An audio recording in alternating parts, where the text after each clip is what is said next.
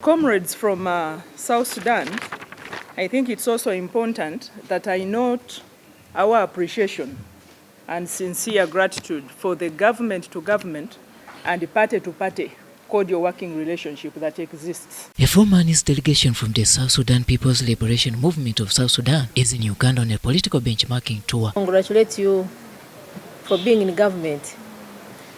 Because there is something, at least there is a foundation that has been put in place, there is a base, and we pray that it continues to be stronger. We also want to note the fact that you have relentlessly pursued the need to stabilize, to ensure that South Sudan is secure and stable.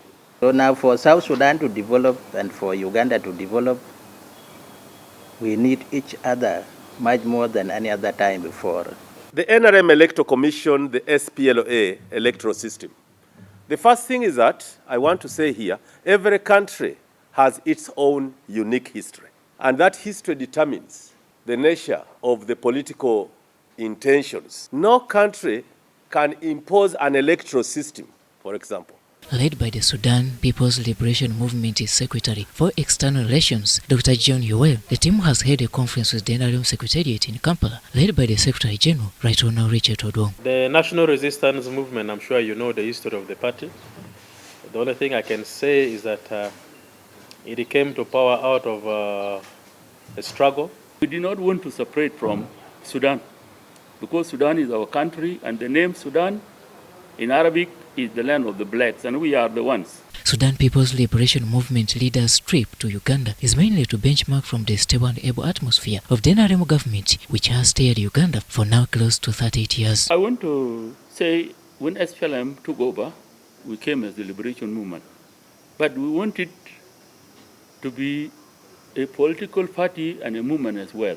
And based on that, we established the party from the village level up to the national level. I want to encourage that as much as possible, you do enough preparations to make sure that these elections take place, because they will help very much in giving legitimacy. How do we deal with the question of national unity after liberation? Why do some of our people continue to think of ethnic representation, religious representation, and they run away of the basic demands of our people? Richard Todwong was flanked by Secretariat members Nekesa Barbara Oundo, Dr. Tango Odoi, Emmanuel Maladombo, Jacqueline Chatwairi, and Major Retired Paula Awich. We are a party for everybody. Even if you had been a DP, but you now see that this is the right path to go, NRM admits you. And it takes a lot of ideological grounding to identify friends.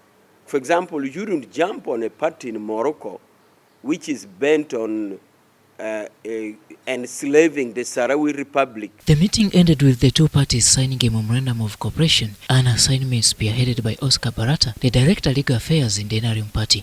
The two teams confirmed the intention to continue strengthening the cooperation with a view to elaborating and concluding a cooperation framework.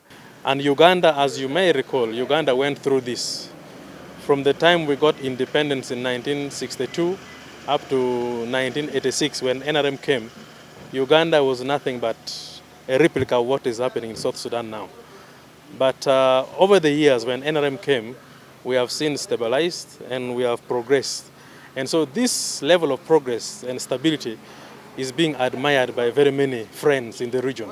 South Sudan has still to date been torn apart by wars and bickerings, anchored on religious, political and tribal differences within key decision operators. Robert Nyango, UBC News. This is a copy of our manifesto, what we presented to the people